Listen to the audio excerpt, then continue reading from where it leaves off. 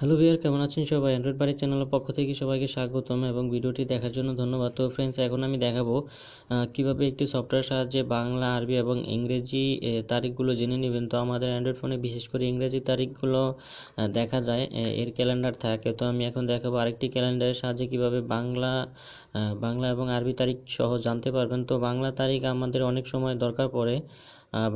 আমরা যারা বাঙালি আছি, যারা বাংলা ভাষা জানি, তাদের জন্য বাংলা তারিখটা অনেক সময় দরকার পড়ে এবং আরবিটাও বিশেষ বিশেষ ক্ষেত্রে দরকার পড়ে। তো সেই তারিখগুলো হয়তো বা আমাদের অ্যান্ড্রয়েড ফোন থেকে জানা যায় না। তো আপনি চাইলে একটি সফটওয়্যার সাহায্যে এটি জেনে নিতে পারেন। তো এর জন্য প্রথমে চলে যাবেন গুগল প্লে স্টোরে। গুগল প্লে স্টোরে যাওয়ার পরে এর সার্চ বারে আপনি লিখবেন হচ্ছে জাস্ট ক্যালেন্ডার লিখলেই হবে। CALENDAR ক্যালেন্ডার লিখে সার্চ করবেন। সার্চ করার পরে তৃতীয় নাম্বার ক্যালেন্ডার 2017 ENBNAR।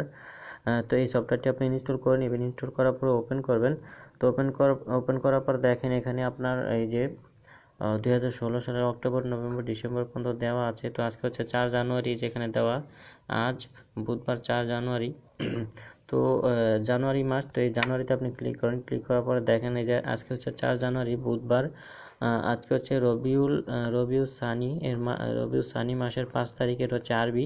আর বাংলা হচ্ছে পৌষ মাসের 21 তারিখ। যেহেতু পৌষ প্রথম, তো 21 মানে হচ্ছে পৌষ মাসের 21 তারিখ।